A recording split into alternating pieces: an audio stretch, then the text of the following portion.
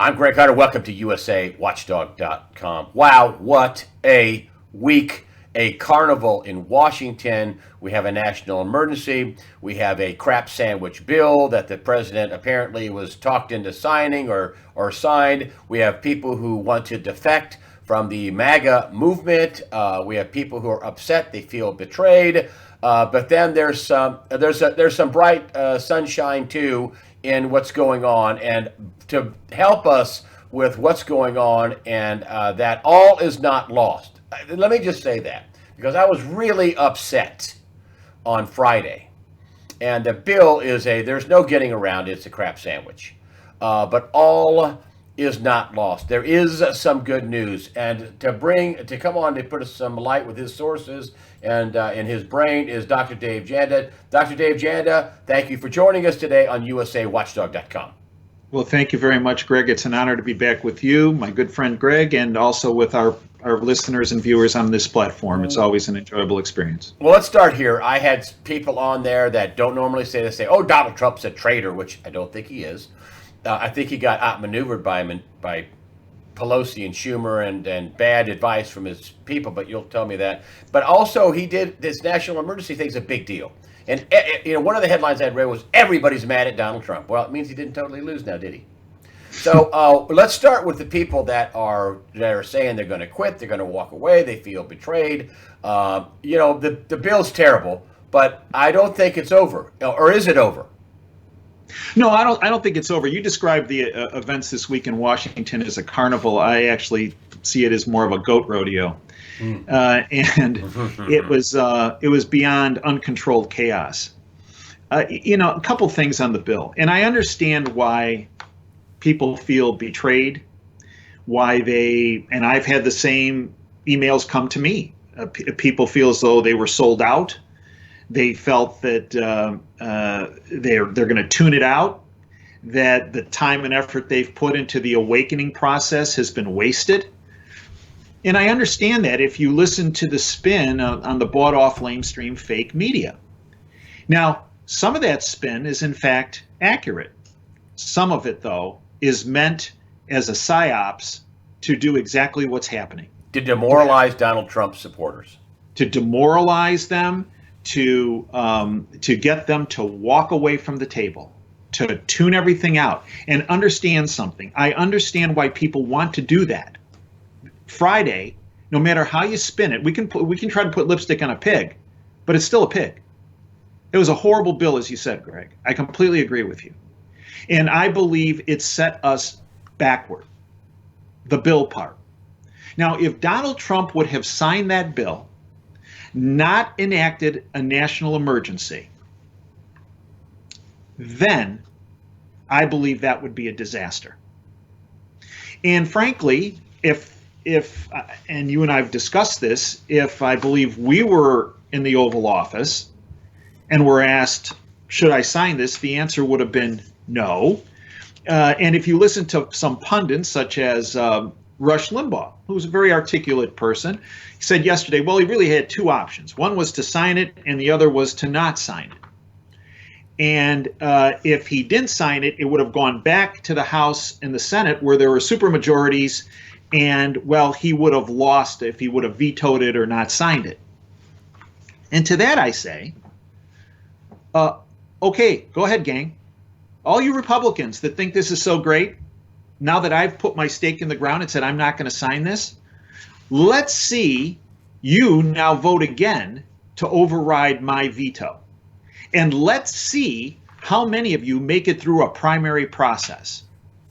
I think 78% of the Republicans voted for this, this trash heap of a bill, including the two for my sake, Tillis, who is always looking for a job for a foreigner, Tom Tillis, and Richard Burr, Mr. I can't stop the inquisition of a phony inquisition that he finally stopped for the collusion thing. But I digress. I mean, these people they are evil. I mean, they're totally evil. Well, I don't think they're looking for the best interests of anyone watching this video or for our country to vote for that bill. And here's the thing, Greg. I believe that the president got very bad was put in a very bad position by Congress Yep. and Republican quote leadership, and I use that term loosely. I'm really mad at And I also believe he got bad advice from his advisors around him, including his acting chief of staff, Mulvaney, who has experience in Congress, so he knows how the legislative process works. And let's also, and one of my favorites that I love to just pound on, I believe his son-in-law had some input into this, and I know he's working mainly on Mideast issues, and but I also believe he had some input on this, and I believe any of his advisors who told him, Mr. President, you can sign it or not sign it, but if you don't sign it, it's going to go back and they're going to override your veto. I think they're giving these people in Congress too much credit, because I believe if he would have done that, I believe then the onus was on them as opposed to the onus being on him. The other thing I would have done if I were in the Oval Office with President Trump is I would have said to him, even before they sent the bill to me, get on the phone and call McConnell and call the House Minority Leader, McCarthy, and tell him, look, boys, here's what you're going to do. I'm not going to sign this, okay? I'm not signing it. And here's what you're going to do. Send me a continuing resolution so the government doesn't get shut down. And that way the government doesn't get shut down. Send me the continuing resolution. That I'll sign. And what I'm also going to do is I'm going to enact a national emergency. That would have been my advice to the president. Well, that didn't happen. So no, it didn't. Here we have. And it's unfortunate. And understand something, too, about remember when Pelosi took over as a Speaker of the House? Well, we are not going to do this deal anymore where legislation is presented and then voted on the same day. There's going to be a 72-hour reading period. Greg, it was less than a day between when they got this bill, and understand something, the bill was in 7 sections. 1,169 pages was to the Homeland Security. The total budget bill was 5,000 pages. Yeah. Okay. So how many, here we go with the Obamacare thing again, right? How many people, we have to pass the bill before we know what's really in it, right? That's what Pelosi said with Obamacare. Well, here we are again. I mean, this is like Back to the Future. It was $1 trillion of spending. What, right? When I saw this, that they were going to vote on it the same day, I'm like, I kind of threw up in my mouth a little bit. It was kind of like, oh my gosh, here we go again. It was $1 trillion of spending, and they were voting on something they didn't read.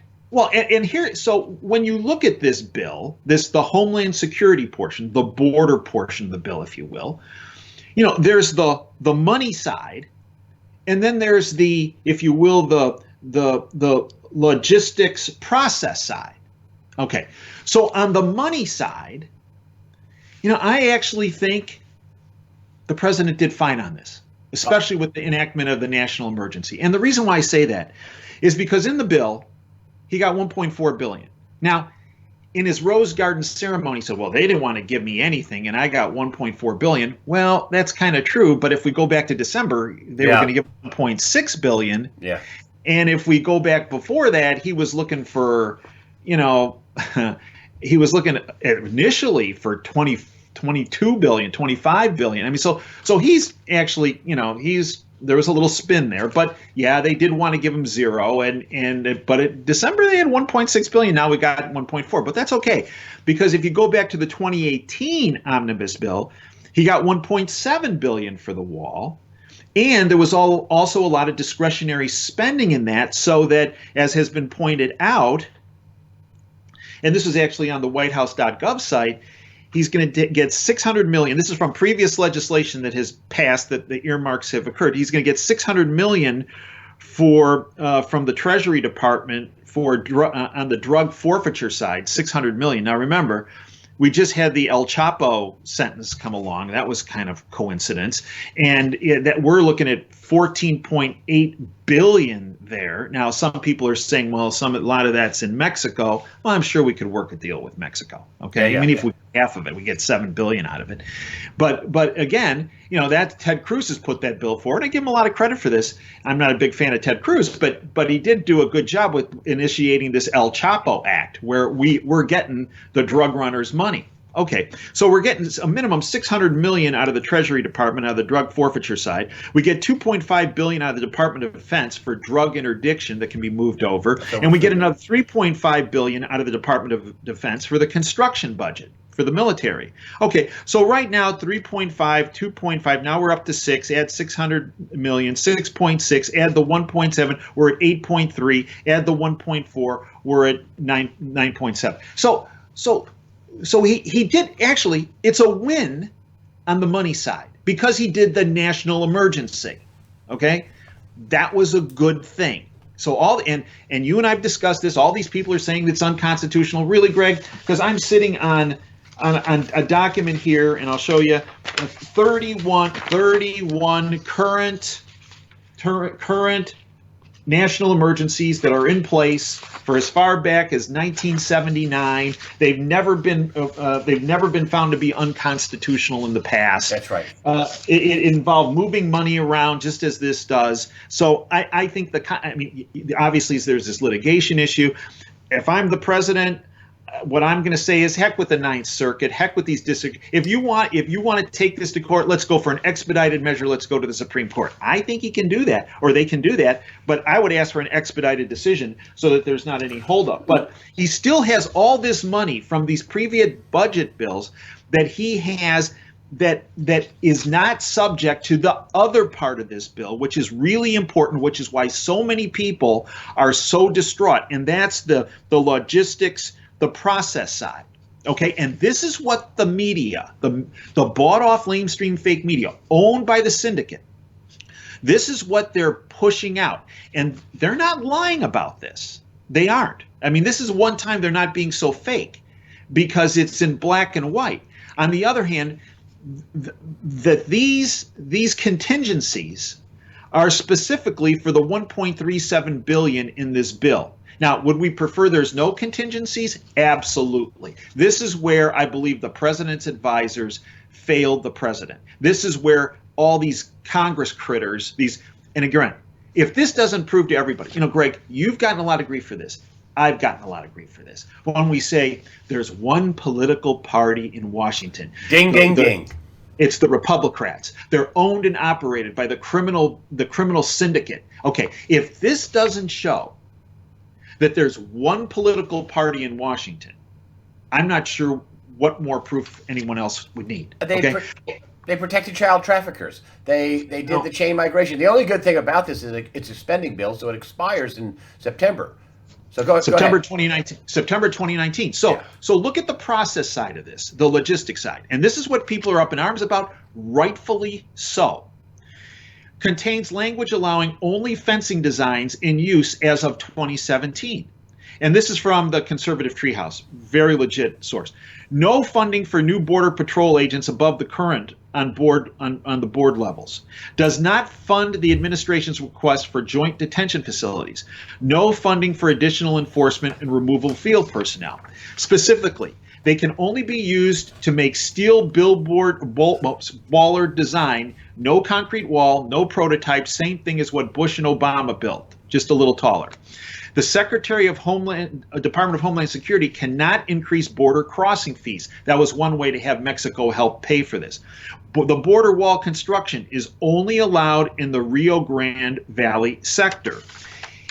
They retain the current levels of Customs and Border Patrol agents as opposed to an expansion. The bill expands catch and release by reducing the number of border beds. This border bed thing, it's a jail cell, from 49,000 to 40,000. In other words, they're reducing the number of jail cells. So in other words, once you hit that limit, these people, sorry, no room at the end. Go ahead, just go on, walk on in. That's a problem in this bill. No funding for additional enforcement and removal field personnel. That means no more ICE agents to deport people already in the country.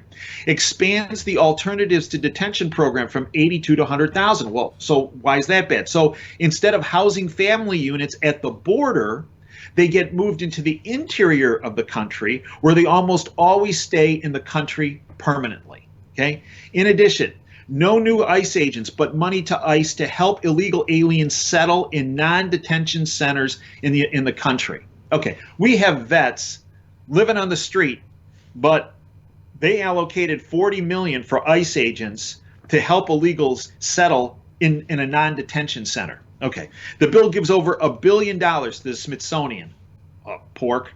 3.5 billion in refugee assistance. 3.4 billion in refugee assistance. Vets living on the street, homeless. 3.4 billion to refugee assistance. You mentioned this section 224, which I'm going to get into a second. This is a real problem about protecting traffickers. 4.4 billion in international disaster assistance. 4.4 billion. 4.4 billion. Does not eliminate any foundations that Trump wanted to get rid of, including the Asia Foundation, the U.S. African Development Foundation, the Inter-American Foundation, and the U.S. Trade and Development Agency. And this was the icing on the cake for me. Israel, the Ukraine, and Jordan, in this bill, Greg, sitting down? Yeah. Receive $5.3 billion for what? Border security fencing.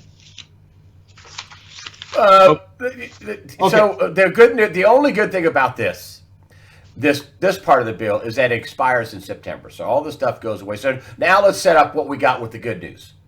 Well, and the good news is okay. Go ahead. Well, a couple things. And this was from Daniel Horowitz, Conservative Review. Less of a wall than even the Democrats already agreed to. Right? We already talked about that. Liberal. Now, here's one of the contentions. Liberal local officials have veto power over the wall. I don't think that's necessarily correct. Because when you read Section 232, and this is important, because the bought-off lamestream fake media is hammering this point, okay? Yes, it does. This is what it says in Section 232. Quote, prior to use of any funds made available by this act for the construction of physical barriers, the Department of Homeland Security shall confer, talk, blah, blah, blah, and seek to reach mutual agreement regarding the design and alignment of physical barriers within that city, end quote. So in other words, yes, they have to talk to them. They have to confer, blah, blah, blah. And they have to seek. They have to, they have to find them. They have to talk to them. But it doesn't say anything about their approval. Okay, so to say that local officials have veto power is not correct. Now, this is the real kicker. Section 224. This bill contains a blatant amnesty. This is according to Daniel Horowitz for the worst cartel smugglers. Section 224 prohibits the deportation of anyone who is sponsoring an unaccompanied minor illegal alien. That's unbelievable. Or who says they might sponsor an unaccompanied minor illegal alien, or lives in a household with an unaccompanied minor. This is human trafficking. Yes, it is. And President Trump has been on record and has pushed hard against human trafficking more than any other president in our history. But Section 224 is a huge, huge problem. Now, with all these things that I've cited, the White House has come back and said, look, as far as these centers and setting up these centers, yes, that is stated in the bill. However, the Secretary of Homeland Security, it really will take it at Kristen Nielsen's her own pace, and the like. Well, the bottom line is, okay. I mean, all right, that's a little bit of wiggle room, but the bottom line here, Greg, is that there are, and in particular, this Section 224, which essentially, if you're illegal in this country, you can say, according to this bill, you can't deport me because I'm sponsoring this kid that's coming through the border right now. And I think that's a huge problem. No, yeah, that's a big problem. And I think what it will do, it will increase the amount of child trafficking and subject these kids to coming through this, this huge trek needlessly, because, inappropriately, because I believe it's going to actually increase trafficking. Any senator that signed this should be ashamed of themselves. They should Yes, be. and I believe Susan Collins and Tillis and Burr and you and all the other rhinos that signed this, you should be ashamed of yourself. You signed in to abuse children. That's what you did. And the Democrats as well. Yes, and that's why I'm saying, Greg, is that if the president had had good advice on this, and when they told him you only got two choices, he had three choices. He had the continuing resolution option. Even if they wouldn't have given it, even if they would have just vetoed this thing, okay, fine, you veto it. Fine, veto. You override it. Ahead. Go ahead. Go right ahead. Go veto. Override me not signing it. Override it. Go right ahead. That's right. Go right ahead. Let's pivot now to the money. He did good on the money. He's got enough to build a significant portion of the wall. And the more he builds, the more bottlenecks there are, the more they can stop these guys. The more the bigger areas get fenced. The steel companies get to build some steel walls. So let's talk about the walls. Now we're in a race. Basically, what we are is in a race between now and September when this thing expires, because he can build a lot of wall between now and September. Well, and that's the good news. The good news is he's building a big ass wall. And has been building. Okay, yeah. Many people like Ann Coulter is out there, and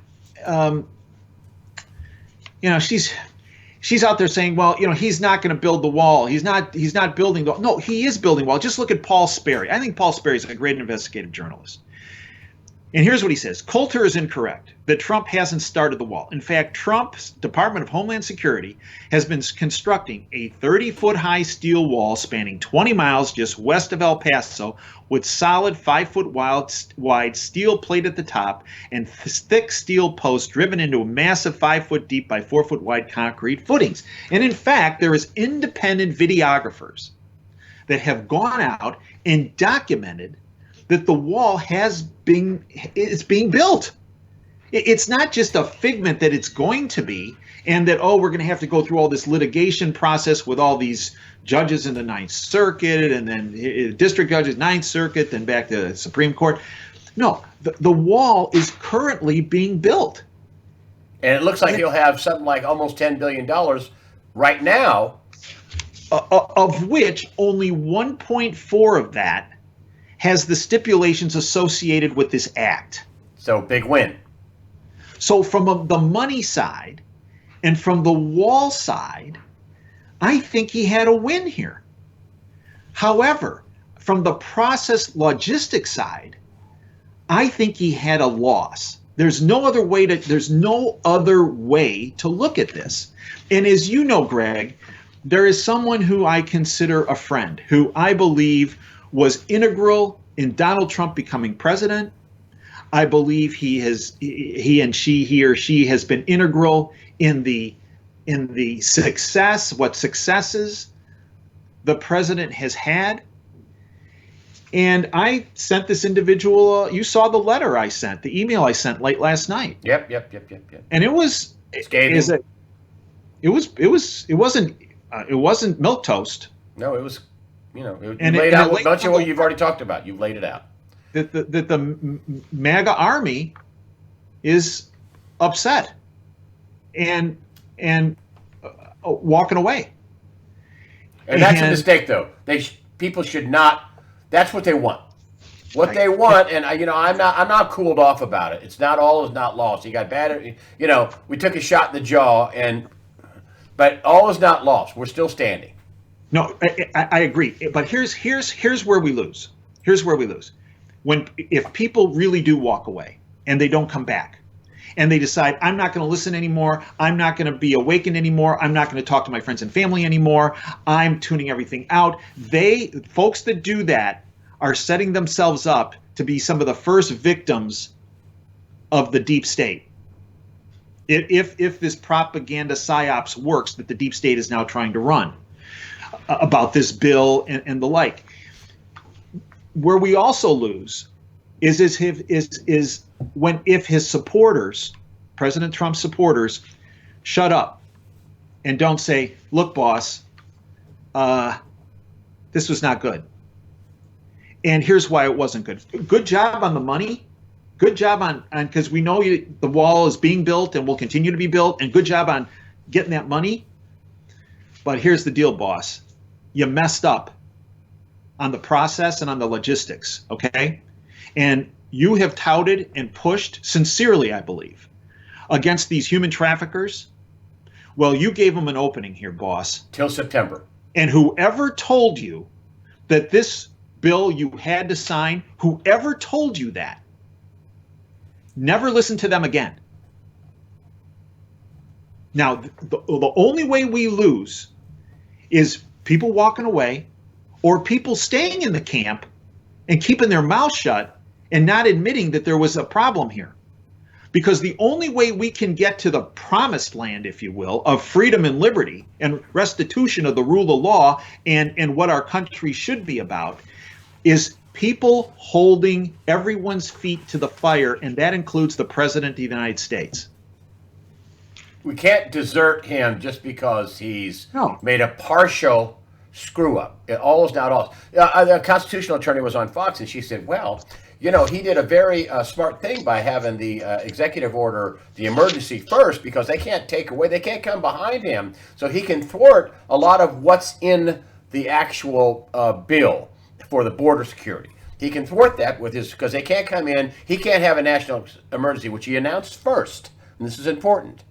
And they can't come in behind him. And sign first. And sign first, That's right? That's right. So they can't come in behind him, she said. And she said, listen, if the Ninth Circuit would read the Constitution and read this 1970s Act, this law that gives the president emergency powers, and she said, well, you said that there are 30-some-odd ones already on the books. They can't, you know, it would be unprecedented for the Supreme Court to override him. So he's going to build this wall. That's why you think why everybody's mad. The MAGA people are mad. The Democrats are mad. The Democrats are mad because they know he's going to build a wall. That's why they're mad. Correct. And they need to flood the zone to replace the voters that won't vote for the crazy Ocasio-Cortez retardation, moronic, stupid, whatever it is, stuff that she wants to do, building, you know, highways over the Atlantic Ocean. I don't know. Well, right. And so they have to flood the zone. And that this is going to, even with the child trafficking thing, wow, that's arduous. That's drip, drip, drip, drip. That's not an open border. Okay, great. So he did do something good in the executive order first. I think he did that because he can negate some of this nasty poison pill, black, Maylock, or what is it, hemlock in this bill. You know, the part that he did right is the part that's going to get the most criticism. Right? And the part that's gotten the most criticism so far has been he declared a national emergency. Well, he can't do that. Yeah, he can. And there's 31 of them out there right now. In fact, he already did earlier in his presidency, December 21st, 2017. Yep. You and I have talked about that national emergency multiple times on air. So the point is that the Dems and the Republicans, so the Republicrats, as we call them, never want border security, Greg. And you outlined, the Dems need to flood the zone, right? The Dems don't want border security because that replaces their voting base. I mean, if you look at the number of Black Americans and Hispanic Americans that have been, in the globalist terms, defecting to support Trump, they need to replace those voters some way. They need to do it fast. Which is why they're doing the PSYOP, because a lot of people are leaving their parties. A lot of people are going, I didn't want this. Ocasio-Cortez is, hey, that's scary. I don't want. Look at Schultz, who's a big Democrat. He thinks she's nuts. He's going to run, as an independent, right? And Democrats are freaking out. So they need to replace their voter rolls, right? So the Dems want an open border because it's a voting base. That's one reason. The Republicans, again, are into this because it's cheap labor, right? I mean, the Chamber of Commerce is supporting open borders. Why? I mean, look at in this legislation, the number of visas, right, that are handed out are through the roof, right? Doubling low-skilled workers. This bill, page 1,161, doubles the number of H-2B non-agricultural unskilled seasonal workers who will continue to be a public charge in America. So the point is that we have the Republicans are for this because it's cheap labor. Now, that's the stated reasons, okay, of why Republicans and Democrats are not fond of border security. But here is a little nugget that is nefarious of why the Republicans, both the Republicans and Democrats, aren't so fond of border security.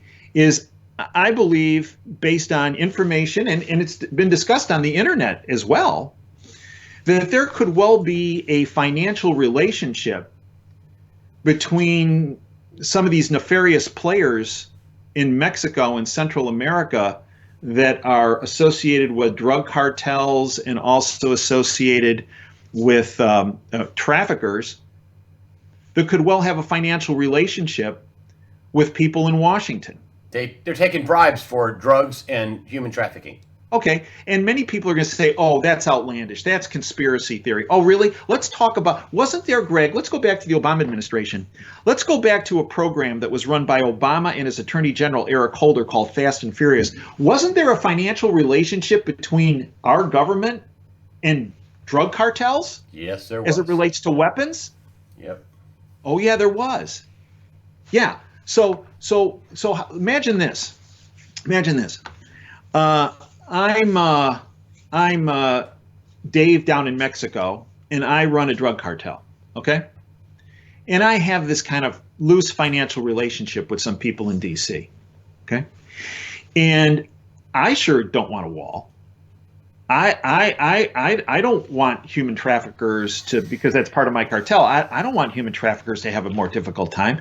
So I say to these folks that I'm getting some money to in D.C., make sure that this doesn't happen, because if it happens, I'm going to make it public knowledge in the media that you're on my payroll. And unfortunately, and it goes back to some conversations you and I have had in previous interviews, what Washington's all about is leverage. And who has what on who. And who is bribing who and who is blackmailing who. And that determines how things get done or how things don't get done. And I believe this bill is living proof of that.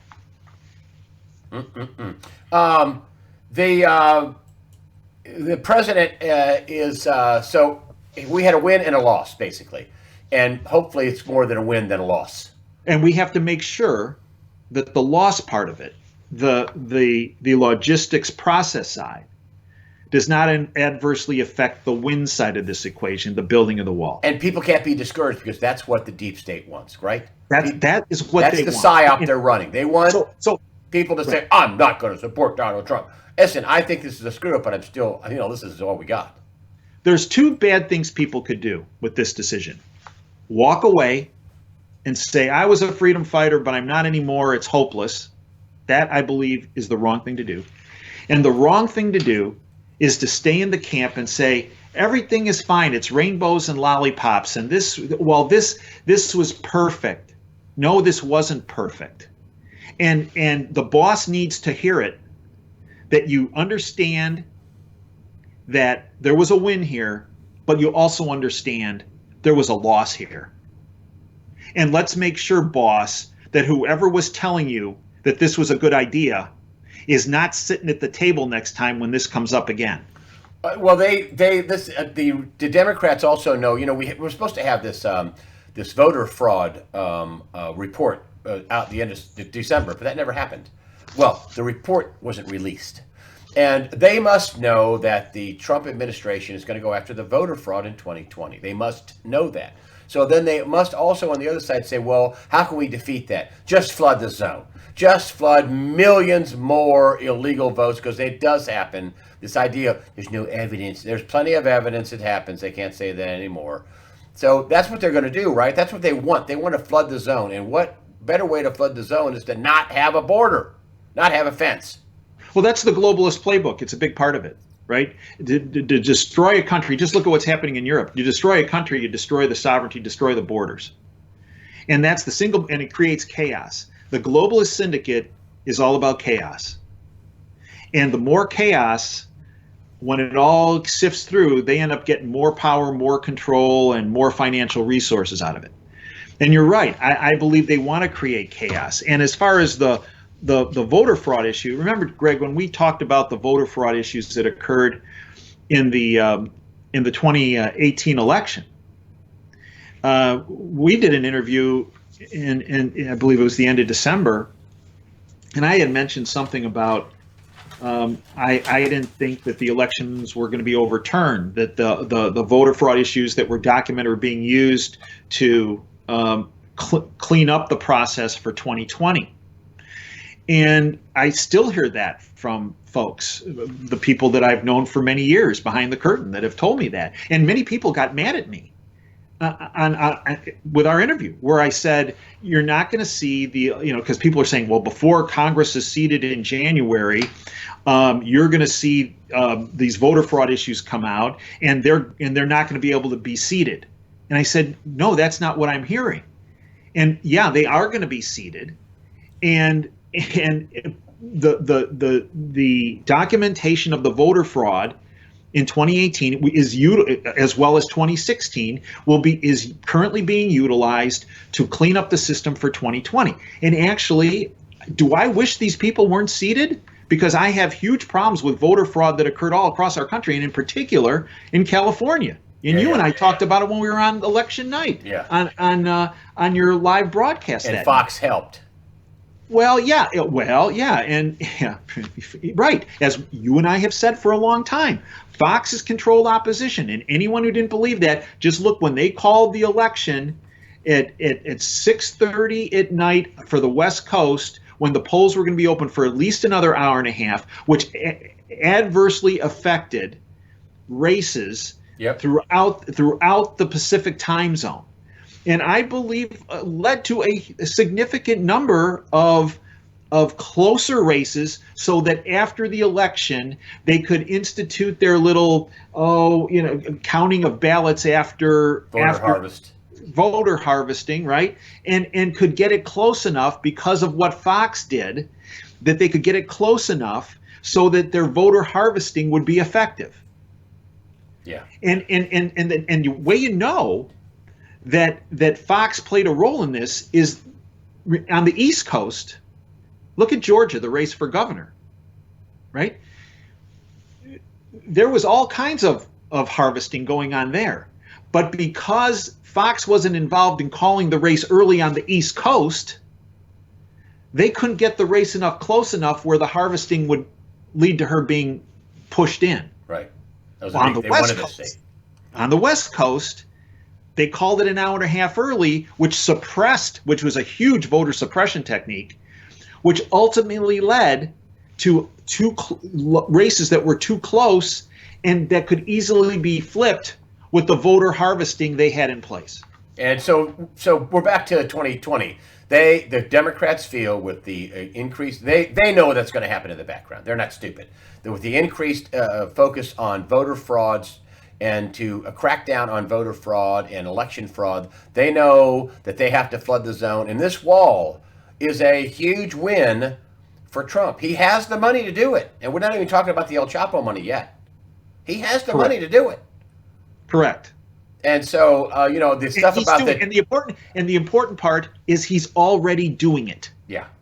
And it has been going on for months. Yeah, and there's a San Diego TV station went out and did a story about the wall, and CNN didn't want to cover this. And they said, hey, the wall works, and CNN did not want their input. Isn't that something? CNN, the propaganda of, the most trusted name in propaganda, who I used to work for.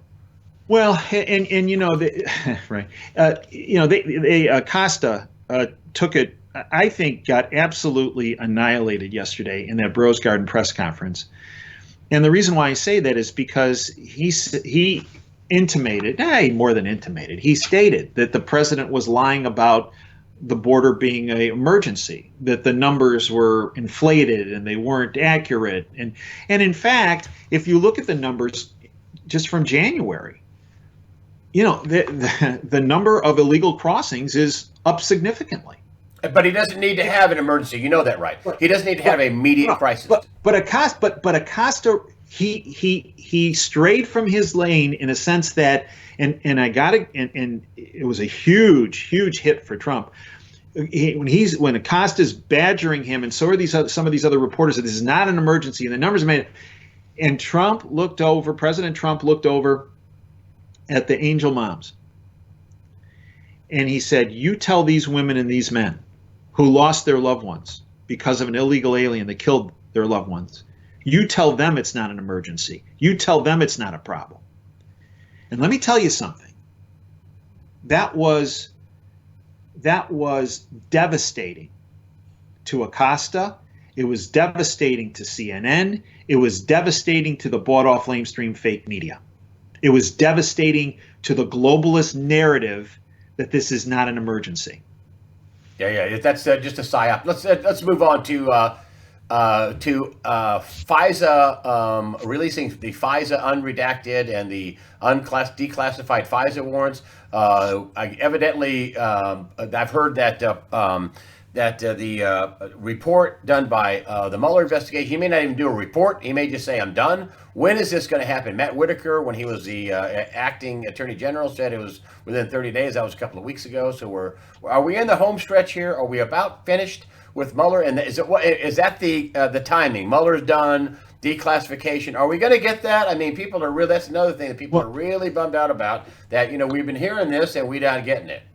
So, and I'm not putting you on the spot or but I know there's some other stuff, 4D chess going on and false flags that they want to do. I don't know if Aurora, Illinois was a false flag, but a lot of people died. But anyway, so what's going on with the declassification, the indictments, as President Trump said, it's going to be off to the races after the government shutdown's over. What's going on with that? Well, a couple things. If when you look at Mueller's investigation, it hasn't been particularly beneficial to the deep state, right? I mean, okay, they got Flynn, General Flynn, on a technicality, a process crime of supposedly lying to the FBI, although the former director of the FBI said that General Flynn didn't lie. He has yet to be sentenced. His sentencing has been postponed 4 times. I believe in March sometime, mid-March, there's going to be a status hearing, which is not even a sentencing hearing. You have Manafort that got convicted on crimes not associated with Russian collusion, process crimes. You have Papadopoulos, who was found guilty, and I think spent 2 weeks in jail, was it, for a process crime. These are all crimes that occurred after Mueller was appointed. And remember, he was appointed to investigate the collusion between the Trump campaign, potentially the president-elect, the president of the United States, Donald Trump, and Russia. And they haven't found anything. And now we have Roger Stone, who they sent the El Chapo SWAT team to, take this 66-year-old guy out and his 2 dogs and wife for what? Again, a process crime where he lied to Congress. Allegedly lied to Congress, when we know Hillary, Brennan, Clapper, just to name a couple, all blatantly lied to Congress. Yes. Okay, so the point is that the Mueller investigation has not been a very much of a windfall for the deep state. You now see a number of the prosecutors working with Mueller leaving. And now we also see people like Adam Schiff, globalist deep state player, already talking about how, well, we're going to institute more investigations in the House because we don't think Mueller is going to come up with anything. So we already and we already see this in the bought-off lamestream fake media, that they're already saying, well, there have to be other investigations, because they're already discounting what Mueller's going to say. Now, the declassification issue, I believe, is also tied to Mueller, because there have been a group within the White House that have said to the president, as I understand it, if you declassify and Mueller's investigation is still ongoing, well, there might be some ramifications of you obstructing justice. There might be some legal remedies that might be pushed. I don't know if that's, I don't believe that's sound advice. Yet again, probably the same people that were giving him advice on this bill also were telling him that. And the word I had heard was that after the primaries were over, come the beginning mid-September, that the president was going to ask for the FISA documentation on Carter Page to be declassified, the text email messages between Comey, McCabe to be declassified, and the 302 forms, the forms the FBI fill out when they interview people, of Bruce Orr, to be declassified. And what happened? September 17th, 2018, President Trump came out and goes, I want immediate declassification of what I just told you. And I want it done unredacted, and I want it done now. And then all of a sudden, Sessions stepped in with the Justice Department and Rosenstein, and they made it so that the Inspector General, Michael Horowitz, was to review these documents. And what happened was Sessions started to slow walk it. Now, because Sessions slow walked it, is, I believe, what ended up why Sessions was relieved of his duties. And Whitaker, who came in, I actually think did a pretty good job. And the reason why I say that is how he was treated by both Democrats and Republicans alike, the Republicrats, if you will, when he testified a week or so ago, 2 weeks ago. Yeah, they didn't lay a glove on him. Well, they didn't lay a glove on him, but they sure tried to beat him up. Yeah, but they did. He fended off everything. And he did. And a couple of things he put on the table that really upset them was, one, that he never talked to President Trump about the Mueller investigation. They wanted him in the worst way to say that he kept, no, I did not. I did not. Did I have personal conversations with the president? Yes, that's executive privilege. But they did not touch on the Mueller investigation. Well, that just sent him into hysterics. And then the other thing, the bomb he dropped, was when he talked about how the whole FISA investigation, how the whole FISA warrant issue with the Department of Justice and the FBI, and how a document funded by the Clinton campaign and the DNC was utilized as the principal piece of information that was used to get the FISA warrants. And the fact that this was being investigated by a prosecutor that was appointed by Attorney General Sessions, this guy out of Utah named Huber. Well, that sent him into convulsions. Yeah, because it really happened. Because remember, the deep state narrative that was being pushed is nothing's happening. Nothing's happening. Huber doesn't exist. Huber's not doing anything. What Whitaker did is he exonerated the president from trying to influence the Mueller campaign and the Mueller investigation. And he said, he outlined that there was an investigation, a criminal investigation ongoing of what happened to the Department of Justice and FBI by Huber. And this kind of led back to when Doyle and Monahan on December, I believe it was 13th, testified in front of the House Committee about the Clinton Foundation and the illegality of what the Clinton Foundation was doing, when they confirmed that the reason why Huber, who everyone thought was going to be there, didn't show up was why? Because there was an ongoing criminal investigation going on. Right. They were total charity fraud. They never filled out the paperwork. Right. Never filled out the paperwork to be the Clinton Foundation, the Global Initiative. There was only an archival library. How outrageous that it's not, that it's a total fraud from the time it stopped being collecting money for an archival library in Little Rock. I mean, all this money they collected was fraud. Fraud. 450 million to 2.5 billion, according to Doyle and Monahan. On paper, it could be way more. Right, could be way more. I mean, so the declassification, Greg. So here we go. Trump, September 17, says this. Sessions slow walks it. Because he slow walks it, Sessions resignation letter goes on the desks. Boom, accepts it, gone. Boom. The declassification is key when it comes to outing what really occurred, because when that happens, as I understand it, then you start seeing these other dominoes start to fall. So the other dominoes being the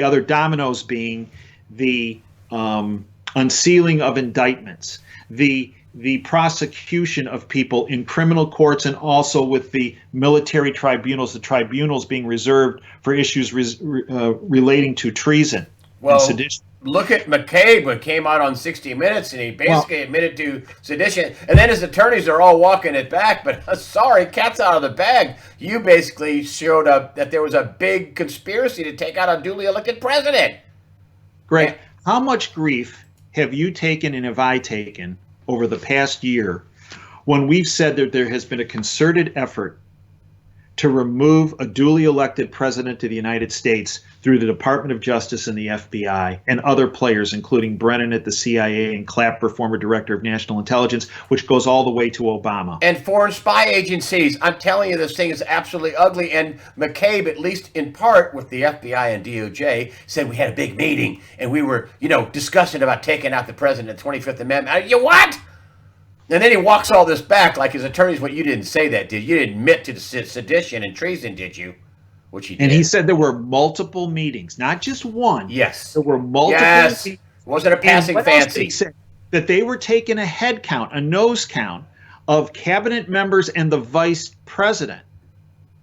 So did they contact the vice president? Did they contact these cabinet secretaries? I'd like to know that. Wow. If they did, what kind of response did they get? And let's fast forward. What's the timing? That's what people want to know. What's the timing on the declassification when the excrement's going to hit the fan blades? Well, here's why it's been, if you will, why it's taken so long. When Sessions started to slow walk it, it gave the deep state time to set a counter move in place. Okay? When Trump declassifies, and remember, he can do it solely himself. He can just wake up one morning and go, you know what? It's taking too long. Declassify. He hasn't done that yet. And why hasn't he done that? And the reason I've been told he hasn't done that is because when he declassifies, the deep state will come in with a counter move. A counter move being a terrorist event, a false flag event, whatever you want to call it. What about these black helicopters in Los Angeles? Well, and I believe that's tied to it. And that's a real happening. That really was. That wasn't a training video. That was a real. They were even talking on I listened to the video you sent me. Said, look at this video. This is confirmed. This is legit. And on the video, the guy is sitting there narrating and saying, "Wow, they're walking out with some stuff. What are they? I can't see what they're walking out with. So they're walking out with something. It wasn't like papers and files. What do you suppose happened with this deal in Los Angeles?" So I was told that the president will not declassify until all the T's are crossed and the I's are dotted in trying to block the counter move by the deep state. And that's where this event, I believe, in LA comes into effect. Between February 4th and I believe February 9th there were military training exercises. They were actually reported by the lamestream media as occurring in Long Beach. And there was video footage of that. But there's also video footage. And folks, if they go on the search engine of their choice and type in military training exercise Wilshire Boulevard, you will see something that occurred not in Long Beach, but on Wilshire Boulevard with groups of special op teams that flew in and landed on Wilshire Boulevard. And actually the video footage is of the extraction of multiple special ops teams leaving one, if not two buildings. I believe one was called the Guatemalan Arts Cultural Center, I believe it was called. And as they were leaving, they were, and you could see on this video, and this video was not from the military. This was some guy in his condo. That's right. And this was like 1 o'clock in the morning, who heard all these helicopters flying. What is going on? And he's shooting this. And so very unauthorized video, and it got loaded up. This guy loaded it up on his Twitter page, I believe is Alex somebody. And then there was another channel, and the channel's a little different. It's a channel that I don't think, well, it deals with the paranormal and stuff like that. But this guy actually just uploaded this guy's video that he had put on Twitter, and it's on YouTube. So did they thwart a false flag? So the Long Beach, here's what I have. So what I did is I did some work on this, and I contacted a number of different sources on this. And my first check was, has there ever been a military training exercise occur in downtown Los Angeles? Because this was in downtown Los Angeles. These are 2 Black Hawk helicopters. These are multiple what are called Little Bird helicopters, bringing guys in, taking guys out, special ops teams carrying stuff out of the buildings. And has this ever occurred? Okay, so here's what I found out. And this is from people really high up on the totem pole. And they told me that back in the 80s, Delta Force special ops teams had run some exercises in LA on Wilshire Boulevard, but in parking structures. And the exercises were focused on special operations that could be performed in downtown Beirut. Now, that was in the 80s. There was no mention about landing helicopters on Wilshire Boulevard, like occurred on, I believe it was Monday morning. Monday morning, it was like around midnight, 1 a.m. So several of my sources said that are military folks and also intelligence background as well. This this could well be a hot exercise, a hot operation, but it could well be a training exercise. Several of my sources, military and intelligence background, said, no, Dave, this was an operation in progress. The Long Beach was a drill. The one on Wilshire was, from their perspective and their information, was an exercise that was meant to take care of a situation. This could well be related to crossing the T's and dotting the I's of blocking a counterattack by the deep state. Like a false flag, like something that would kill people. And that same time period, Greg, what I was told, there was a similar operation, not a drill, like occurred in Long Beach, in Compton, California, that occurred. That was an operation to defuse a situation that could have been significant, and a significant event perpetrated by the deep state. And so wait, not event. They're an attack, not an event. An attack. You're talking about that they thwarted some sort of plan to have a terrorism attack that would cost lives and make big headlines. Is that what you're telling me? Yes. That's what I was told. And so when this declassification occurs, the president got wind, it's my understanding, that there were these counteroffensives set by the deep state. And why did they have time to set that up? Because it was because of the declassification that was being slow walked. He and his team have been in the process of countering the deep state counter, so that when the declassification occurred, the deep state did not act out. As I also understand it, getting Barr in place will now lead to Mueller coming through with his report. I do not know if it goes to Barr. How much of that, or if any of it will release, I don't know. My guess is he will release some part of it to show that there was no collusion between President Trump, the Trump administration, the Trump campaign team, and Russia. When Barr does that, so Barr's in place now. He took the oath several days ago. The Mueller report, as I understand it, should be forthcoming fairly soon. I don't have a date for you. When the Mueller report comes forward, also see Inspector General, Department of Justice Michael Horowitz come through with his report on the FISA situation, or abuse of the FISA process. And when that happens, and all the T's are crossed and all the I's are dotted, and the counteroffensive have been removed, that's when the declassification occurs.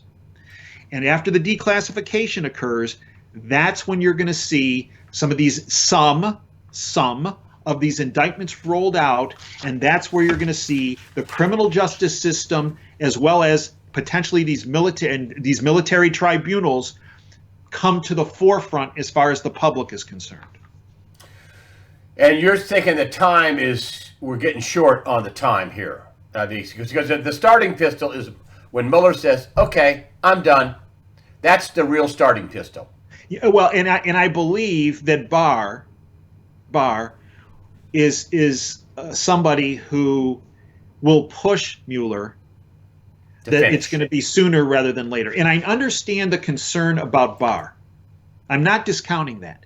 Barr has played for the deep state. He was HW's known globalist attorney general for a period of time. I get it. But I believe for Trump to put him in that position, for President Trump to put him in that position, I believe the president was 110% convinced that Barr is no longer playing for the deep state and will do what is necessary to restore the rule of law in this country. So time is short. I mean, we got a rough few months coming up. If Mueller it looks like he's finished. It looks like he's wrapping up, because even the Democrats are basically spinning this like, well, we're going to keep doing more investigation. But when Mueller says, I'm out, I'm done, when you hear that Mueller is completely finished with his illegitimate investigation, which according to Lisa Page, there was never any crime to begin with when he was impaneled. So totally illegitimate. Though when Mueller says, I'm finished, that's the starting pistol. Boom. It's game on. Is that right?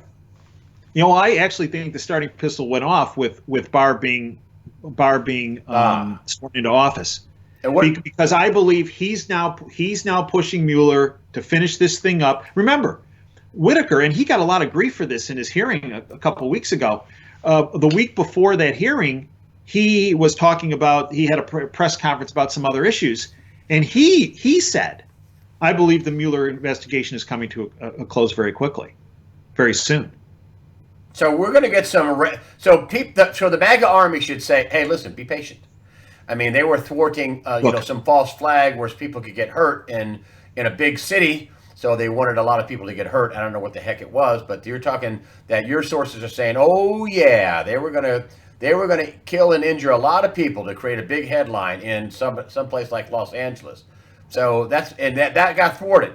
So there's a bunch of stuff going on in the background, but we should expect this year, and actually in the next few months, probably some indictments to roll. Is that right?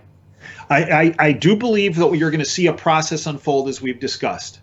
And I believe that process has already been unfolding. And I believe that's Barr now in there, Barr pushing Mueller now handing over the report. We know from how the media is acting, how Adam Schiff is acting, how they're already discounting the Mueller report, that it's imminent to be handed in. We also know that Mueller's prosecutors that has been with his team are leaving the ship. Okay, in other words, okay, we're done. We're moving on to other pastures here. And that's documented even through the fake media that these folks are moving on. And we also know that while the Mueller investigation was going on, that the largest number of firings, resignations have occurred in the Department of Justice and FBI in our country's history. There are 26 individuals, high-ranking individuals in Department of Justice and FBI that have either been fired, resigned, or under investigation. And I believe that the reason why McCabe came out and is doing this 60 Minutes piece on Sunday night, which is stupid. Well, I think he's trying to get ahead of a unsealed indictment coming his way.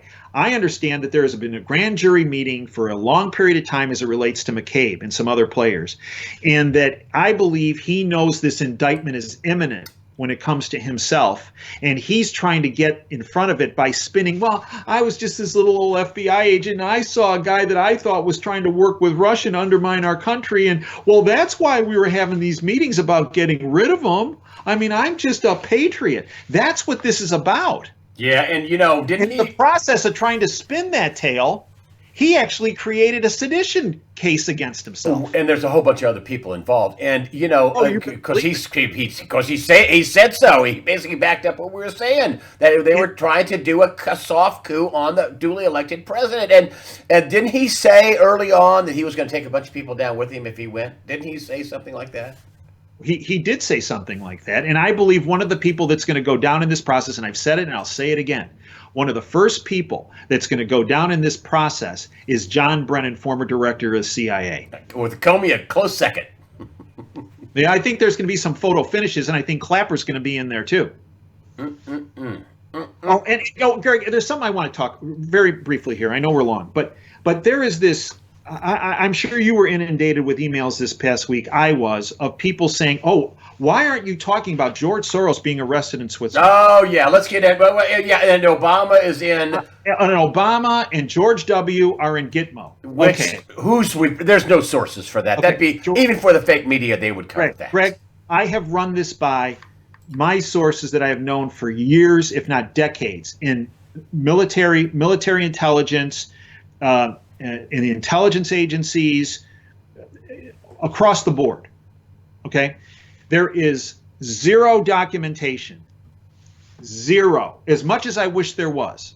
There is zero documentation and corroboration that George Soros was arrested in Switzerland. Number two, I have zero corroboration. And I have some people on the ground kind of sources in the Caribbean. There is zero documentation that Barack Obama and George W. Bush are in Gitmo. That would be a monstrous story. The fake news would be all over that. They'd be calling Donald Trump a Nazi and Hitler, and that doesn't mean that these people won't get indicted in the future.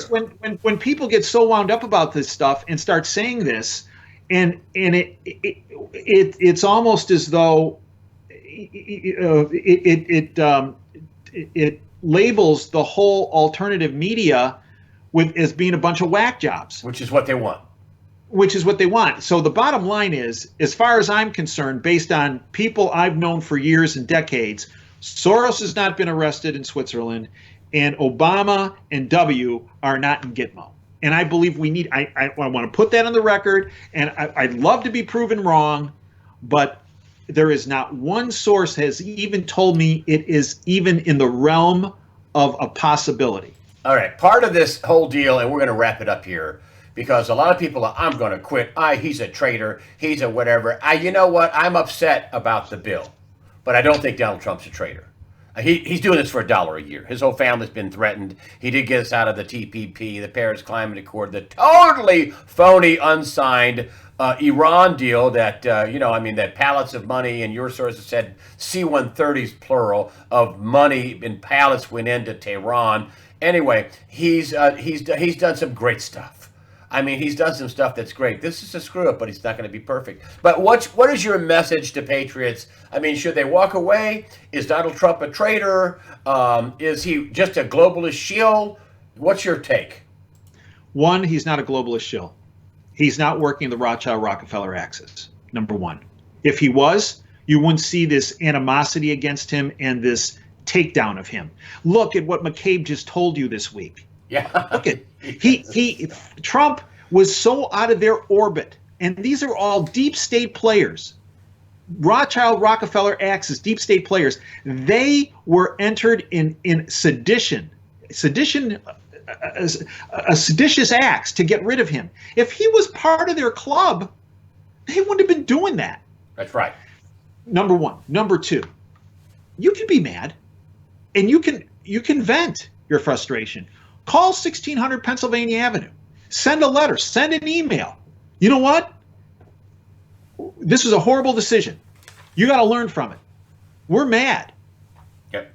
No more. And thank goodness it expires. Whoever was counseling you that you shouldn't have, that you should sign this rather than send it back or screaming for a continuing resolution. Whoever was telling you that you had to sign this, get rid of them right now. But the worst thing people can do is walk, because if they walk, they're walking out on the future of this country. Period. The globalists win if you walk. Absolutely. That's what they want. The globalists are petrified. Look, how many globalists run the show in this country? I don't know. 1,000? 2,000? Let's say 5,000. And how many hundreds of millions are left? They fear our numbers. They fear the awakening of the numbers. The worst thing people can do, and people can be mad, they can vent, they can send emails, phone calls, letters, do YouTubes, they can do whatever they want about this. But to walk is wrong. To sit there in the room and say everything's fine and this was a great agreement and I trust everything that's happening and everything and I shouldn't, and if I mouth off then I'm a bad person so I'm just going to shut up and not say anything, that's not being a patriot either. Part of being a friend, part of being a patriot is, and that's what I sent my letter to this person that you read. Part of a friendship is sometimes having to tell people things that they need to know but they might not want to hear. And what Donald Trump needs to hear is, we're still with you. But frankly, sir, we're pissed. We're pissed that you signed this. Not that you got the wall. You did good there. You did good on the money side. You did good on the wall side. You did good on the national emergency side. But where you really have a problem here, sir, is with the process, with the logistics of this bill. And whoever told you to suck it up and sign it, and to accept that, get rid of them right now. The wall could be super successful. I mean, that's the bright spot, because they're pissed. They're going to fight it in court. They're saying even Democrats, Susan Collins and other of these rhino weasels, they're all pissed because they know that's the most effective thing he could do is continue. And it goes back to the other part of the conversation we had about the deep state trying to run terror operations. A wall blocks some of those terror operations from even starting, let alone getting legs. That's the other reason why they're against the wall. Yeah, and he could be very successful with the wall. I mean, I guess all I'm trying to get at is all is not lost. I mean, we had a loss, but we had a big win too. Look. Here's where it's a loss. It's a loss if you buy into what Ann Coulter's saying. That all is lost, the president's an idiot, and the country's done. I think she's corrupt. I think she's been gotten to. You know what? I don't want to. I don't know. All I know is she's wrong. Is she right on criticizing the bill? Yes, absolutely.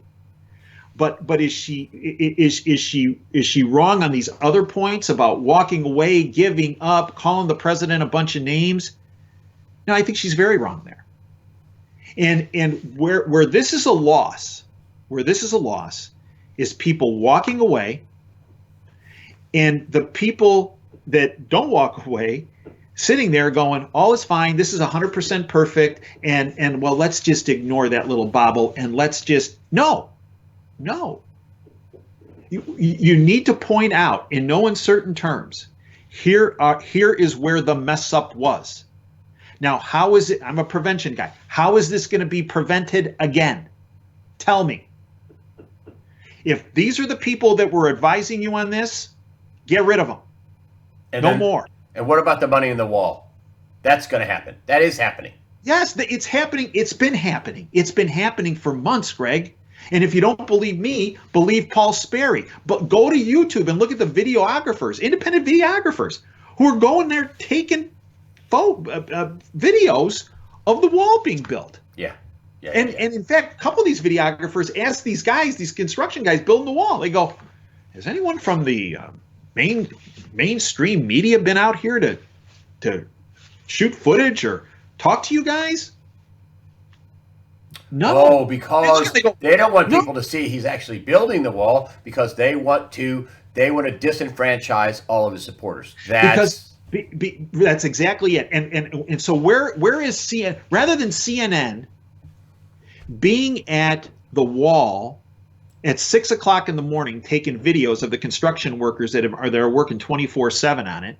Where are they, Greg? CNN is camped outside Roger Stone's condo to funnel out more propaganda to dissuade more people in the Trump world that everything's falling apart. That's right. They're trying to attack his base. So the story here is, listen, you can be pissed, but don't walk away. That's what they want. They win if you walk away. And don't be quiet. Contact the president. Email, phone call, just very nice. Call the White House. Whoever this is talking to me, please pass on to the president. I'm a supporter of his. I voted for him. But I'm very disillusioned with him signing that bill. I wish he didn't sign that bill. I wish he would have done something different. And by the way, whoever told him to sign that, please tell the president to fire their butt immediately. Thank you very much. Talk to you later. And in closing, all is not lost. We got a long game working. Is that right? Look, but buying into this Ann Coulter, all is lost, the country's done, it's beyond unpatriotic. You're giving the country to the deep state if you do that. People look, when you're in war, you never win every battle. You never do. There are times in a war, and this is a war, that you're going to lose a battle. But the only way you win the ultimate war is learning from where you went wrong in that battle so it doesn't happen again, so you win the next battle. Walking away is essentially being AWOL. How many people that are AWOL win wars, Greg? The answer is 0. Well, Dave. And I understand people's disappointment, and I understand people being mad. Don't walk away. Voice your displeasure. Generate it where it needs to be generated.